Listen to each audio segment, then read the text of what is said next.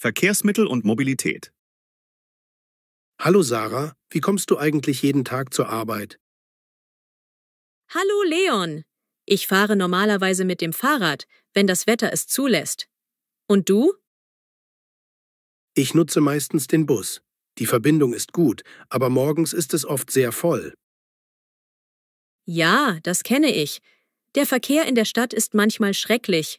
Hast du schon mal überlegt, auf die Bahn umzusteigen?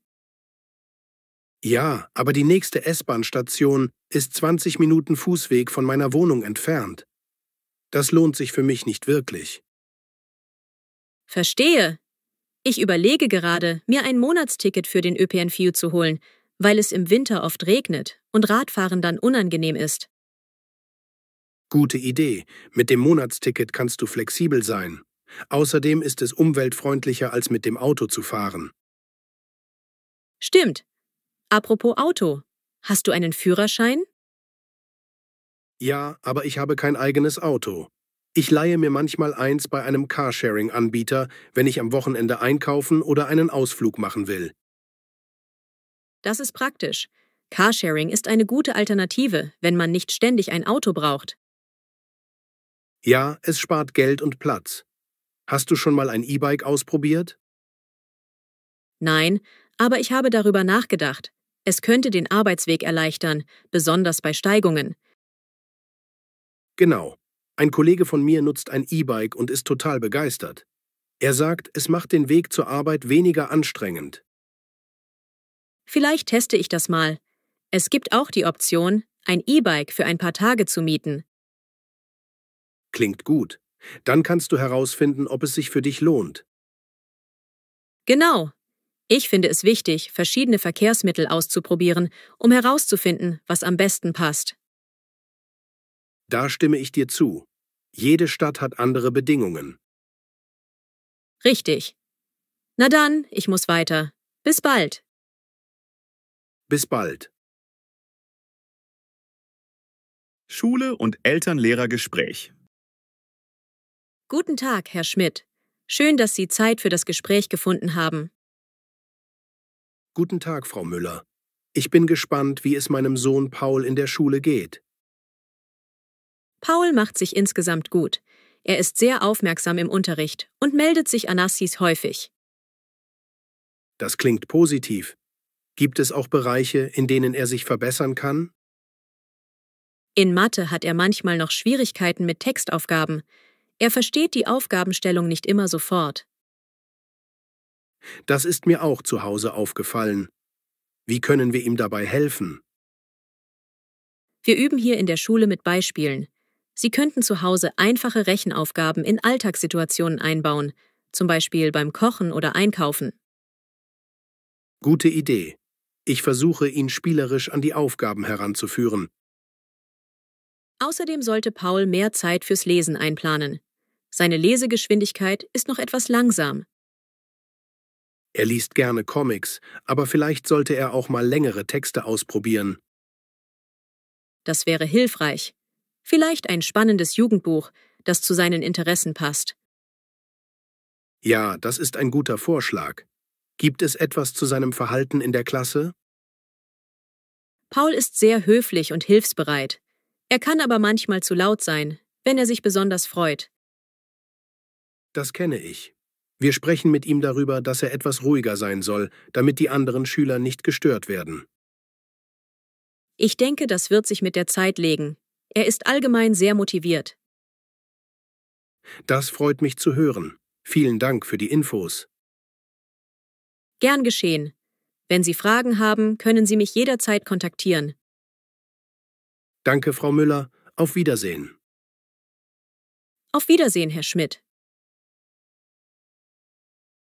Wohnen im Ausland und interkulturelle Erfahrungen. Hallo, Marco. Ich habe gehört, du warst ein Jahr in Schweden. Stimmt das? Ja, genau. Ich habe dort ein Auslandssemester gemacht. Es war eine großartige Erfahrung. Erzähl mal, wie war das Leben dort? Sehr entspannt. Die Leute sind höflich, aber anfangs etwas zurückhaltend. Mit der Zeit habe ich aber viele Freunde gefunden.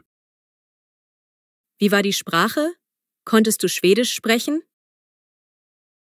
Am Anfang kaum. Ich habe dann einen Sprachkurs besucht und konnte mich nach ein paar Monaten gut verständigen. Das ist toll. Wie unterscheidet sich das Studium dort vom Studium hier? Es ist etwas praktischer ausgerichtet. Gruppenarbeiten sind sehr wichtig und die Professoren legen Wert auf Eigeninitiative. Klingt spannend. Was war für dich am schwierigsten? Am Anfang war es das Essen. Die schwedische Küche ist anders und es gibt viele Fischgerichte. Ich musste mich daran gewöhnen. Und was hat dir am besten gefallen? Die Natur, die Seen, die Wälder und im Winter die Polarlichter. Es war einfach wunderschön. Wow, das muss beeindruckend gewesen sein. Hast du vor, wieder dorthin zu reisen? Ja, vielleicht mache ich ein Praktikum in Stockholm. Die Stadt gefällt mir sehr gut. Klingt nach einem guten Plan. Ich würde auch gern mal im Ausland leben, aber ich weiß nicht wohin. Am besten informierst du dich über ein Austauschprogramm oder ein Stipendium. So bekommst du Unterstützung. Gute Idee. Danke für den Tipp. Gern geschehen. Ich kann dir später ein paar Links schicken. Das wäre nett. Ich bin gespannt. Arztbesuch und Krankheitsfall.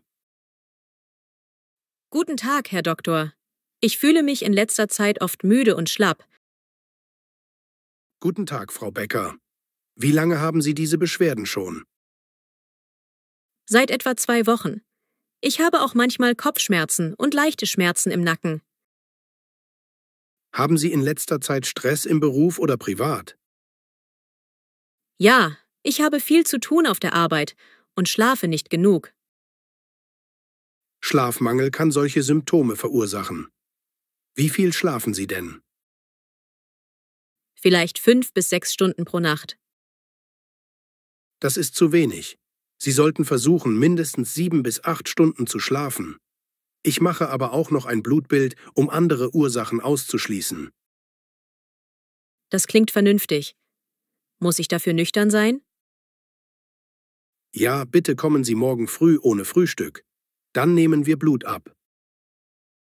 In Ordnung. Kann ich sonst etwas tun, um mich besser zu fühlen? Achten Sie auf eine ausgewogene Ernährung, trinken Sie genug Wasser und versuchen Sie, sich regelmäßig zu bewegen. Ein kleiner Spaziergang in der Mittagspause kann helfen. Das werde ich versuchen. Soll ich Medikamente nehmen? Erstmal nicht. Warten wir die Blutwerte ab. Falls etwas auffällig ist, besprechen wir das dann. Verstanden. Vielen Dank, Herr Doktor. Gern geschehen. Melden Sie sich, wenn sich etwas ändert. Mache ich. Auf Wiedersehen. Auf Wiedersehen.